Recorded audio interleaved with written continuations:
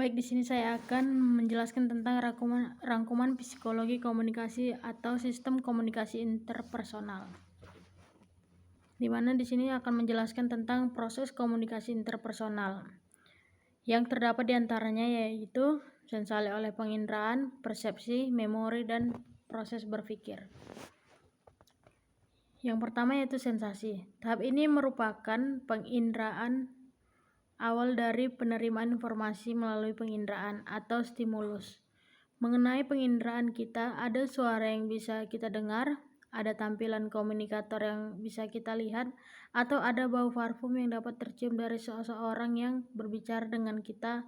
Itu merupakan bagian dari sensasi. Dalam arti sesuatu yang mengenai indera kita yang salah satu contohnya seperti tulisan yang berukuran besar, sedang, dan kecil yang berada pada layar handphone atau layar komputer kita, maka mata kita akan secara sendiri bereaksi dengan memicingkan mata untuk melihat tulisan yang berukuran lebih kecil. Atau mungkin kita melihat layar dengan jarak yang lebih dekat untuk bisa menerima atau membaca tampilan pada layar kita.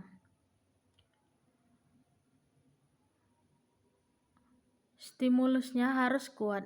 Ada batas intensitas stimulus yang disebut ambang mutlak atau absolut threshold, dan faktor yang mempengaruhinya itu adalah situasional yang mempengaruhi sensasi. Selain itu ada juga faktor yang berasal dari diri kita, yaitu faktor personal yang mempengaruhi sensasi. Perbedaan sensasi dapat disebabkan oleh perbedaan pengalaman atau budaya, juga kapasitas alat indera yang berbeda. Yang berikutnya B, yaitu persepsi. Jika kita melihat, membaca, mendengar sensasi dari kehidupan, kita akan berpikir maksudnya apa. Dari sini dapat kita adalah proses berpikir untuk mencari makna dari kalimat atau informasi tersebut. Itulah yang disebut dengan persepsi atau pandangan-pandangan kita terhadap suatu informasi. Dalam persepsi akan memberi makna pada stimulus indrawi, pengalaman atas objek atau peristiwa dengan menyimpulkan informasi dan menafsirkan pesan dengan melibatkan atensi, ekspektasi atau harapan, motivasi, dan memori atau informasi apa saja yang tersimpan. Yang pertama yaitu atensi atau perhatian. Persepsi itu akan tercapai ketika orang memberikan perhatian atau atensi pada sesuatu. Ada dua faktor yang mempengaruhi atensi, yaitu faktor eksternal atau dapat juga disebut faktor situasional yang mempengaruhi perhatian, yaitu adanya gerakan, intensitas stimulus, novelty, dan peluangan. Jadi ini menunjukkan faktor yang membuat manusia memberikan perhatian kepada sesuatu hal yang membuat menarik. Dalam gerakan, manusia akan lebih mudah menarik perhatian jika ada suatu gerakan. Contohnya seperti sebuah kelas yang semua orang lagi tenang dan kemudian tiba-tiba ada satu yang membuat keributan lalu maju ke depan.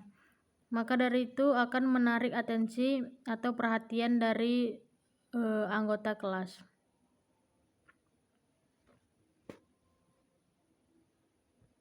Dan yang kedua itu faktor internal, yaitu pengaruh perhatian.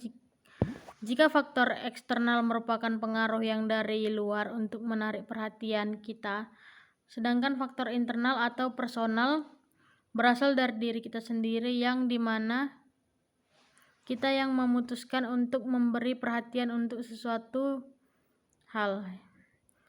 Contohnya yaitu faktor biologis, rasa penasaran, dan seperti rasa lapar dan haus juga. Jika seorang merasakan lapar atau haus, maka semakin sulit untuk memberikan perhatian kepada seseorang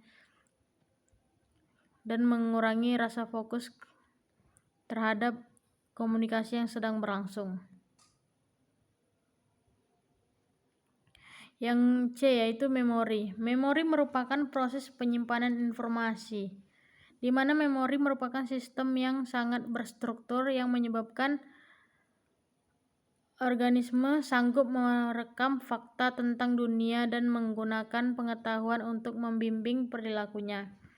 Proses memori juga memiliki beberapa jenis, yaitu recall atau mengingat kembali, reconstitution pengenalan, relearning belajar kembali, dan redintegrasi atau mengkonstruksi seluruh masa lalu dari satu petunjuk memori kecil. Yang selanjutnya D yaitu berpikir. Berpikir merupakan salah satu proses yang mempengaruhi kita dalam menafsirkan stimulus.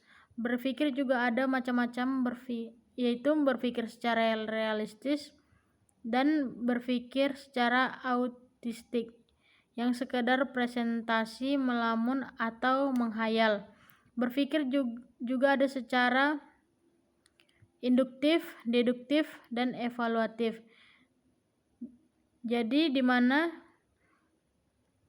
berpikir secara induktif mendapatkan kesimpulan ada di belakang, sedangkan berpikir secara deduktif kesimpulannya ada di depan, mencari benar dan salah.